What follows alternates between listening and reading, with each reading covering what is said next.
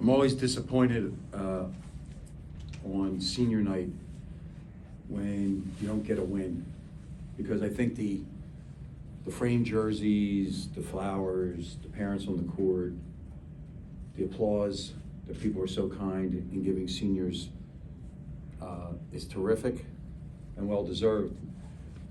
But I think a senior would say, I want to go out feeling like a champion that particular night.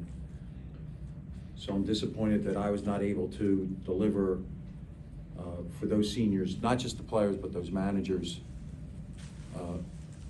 who have, and I don't mean this in a personal way, but for my 3 years have been a pleasure for this staff to work with those guys. And so that's the one that will keep me up. That did I do enough for that particular group of seniors? As for the basketball, something that hadn't been happening to us, had happened earlier in the year, but hadn't been happening to us recently, is we didn't guard the ball. We never got our feet, and our feet did not allow our chest to be in front of the ball. And I thought that they played terrific offense, which we knew. They're the leading scoring team in the Big Ten, fourth in the country. We never walled the ball off, and we were always playing on the side. We wanted to use zone, and when you get blitzed early, sometimes you're like, oh, I can't afford to give up a three, and now something will happen. But we stayed with it. It was part of the plan. It wasn't a desperation move. And there were two different kinds of zones that we used that managed to crawl back, but we never really got contact. There was never really game pressure. So again, the players in preparation, the staff in preparation, we all go back and look in the mirror and say, what more could I do? What more can I do? And we must be better tomorrow, Saturday, and then play on the road Sunday. You mentioned the disappointment on senior night now winning, but could you touch on what Eli did in this game?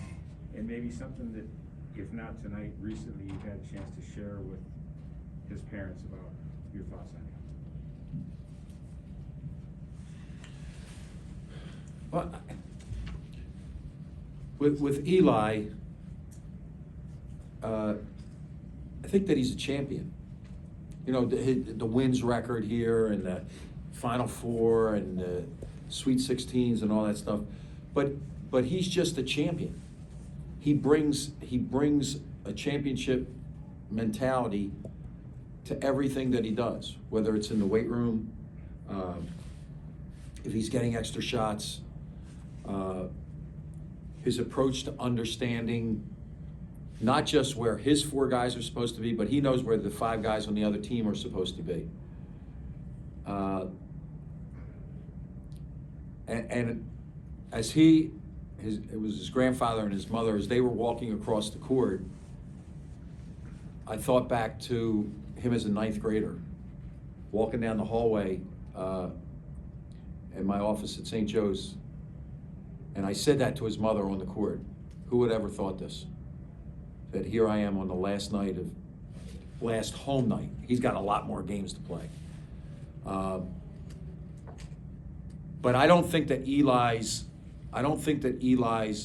legacy or mark on this program is the wins, 1,000 points, what this or that. I think it's the fact that he's the epitome of a captain. And I know that I speak for Juwan in saying, over these 2 years, when Juwan gave him that captainship last year, we're better for having Eli in our lives and in this program. What do you think Eli will be doing 5 or 10 years from now? He will be debating philosophically something. Could be basketball. Could be hopefully a better world.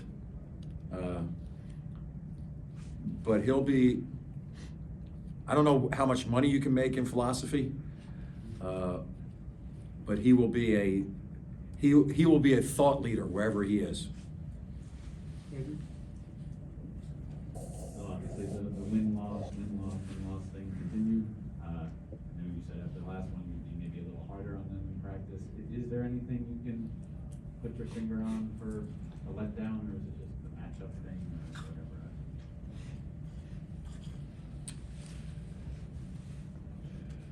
I think that at this point in the year, it's well established that Eli is the leader. But at this point in the year, you need some followers to step up, right? You can follow for a long time, but when somebody turns around and says, I need you, and it could be lead on the bus going to Ohio State, it could be lead in, hey, did you look at your film on your iPad? We still have a really nice group of people in that room. I'm not sure that we have a hellraiser in the room. And if going into Sunday that has to be myself and Howard and Sadi, then that's what we'll do. But we have to have emotional commitment to the game. And calling it the way it is, we didn't have emotional commitment to start the game. And sometimes you say, well, you know, you want to write, I'll write the excuses for you, and then they can repeat them if they want. Senior night, that's emotional. Late game, that's all those kind of things. But we didn't have it. And whether it's too much, like too much, the success was too much the other night. I don't know. I am one that sees each day as a separate entity. And in this program, you're asked to bring everything that you have for whatever we ask you to do. And we weren't 1% better than we were on Tuesday. But now we're getting to the point in the year, and that's what I just shared with them. We're getting to the point in the year where, and I'm not a must-win guy until the last game of the year, but like we can't continue this pattern, or we'll be coming home real early in March, and none of us want that.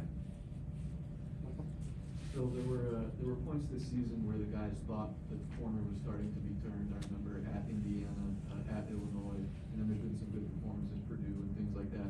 I guess if the team continues in this pattern and the corner is never turned, what does that mean about this group of guys? Means that they're a group of nice young guys. Nice being emphatic and young being emphatic. And I'm not talking about age. There's an emotional age that we need to increase across the board quickly. Phil, some of the looks they were able to get from three, was that just not being able to get the defense set or some mental mistakes? What did you see on some of those? No, it was sometimes you could have a miscommunication where I say blue, you say red. That's a miscommunication. And then you could have missed communications. We missed communications on a number of times in the first half. Anybody else?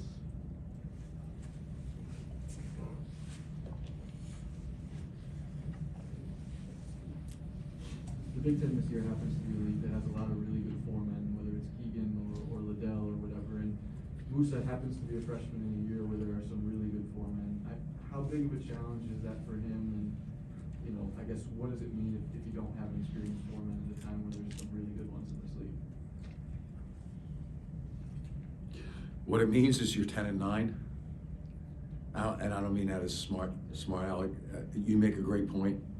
It is a really, really, really great position. that across the board.